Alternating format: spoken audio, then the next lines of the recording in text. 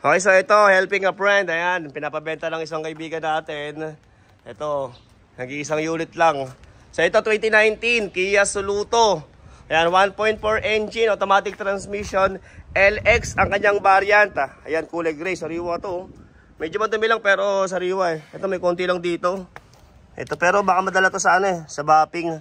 Napakamalindo lang naman ang kanyang issue. Pero syempre, kung kusunada nyo yan, pag-usapan na lang natin dito kung papagawa. Madali lang naman yan eh.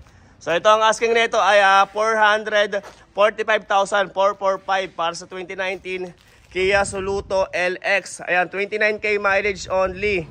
Ayan, last time na nakabenta ako nito, kung meron sa inyo nakapanood, ayan, mahal pa nun, nasa 500 plus pa. Pero ito, 445 lang. Ayan, so check lang natin syempre. Sariwa to, medyo malikabok lang. Ito na yung kanyang issue. May konting-konting gasgas pero makukuha sa mapping yan. Ayan, naka-hubcap lang. Sa gulong, makapal pa yung kanyang gulong. So, pero ito, isa lang susi na ito kasi repossessed tong isang to eh. So, ito yung kanyang loob sobrang init dito sa warehouse. Kaya lagi ko sinasabi, sabihan niyo ako kung ano yung unit na titignan nyo. Syempre, kung magpapa-schedule kayo.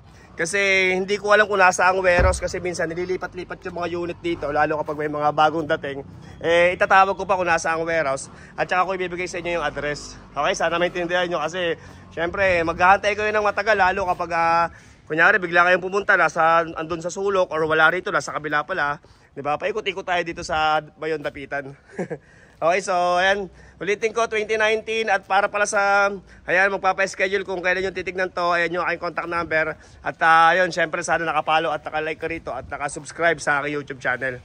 Okay, so ayan, ulitin ko, 2019, Kia Soluto LX 1.4, ayan, kulay gray, gas engine, automatic transmission, ayan, 29k mileage only, ang kanyang asking ay, ayan, 445,445. So next content ko na lang to mga to kasi pahinga lang ako muna kasi napakadaming unit dito.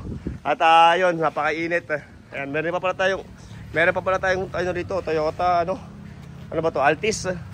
May Toyota Altis pa tayo, tsaka may pang low budget na pick up.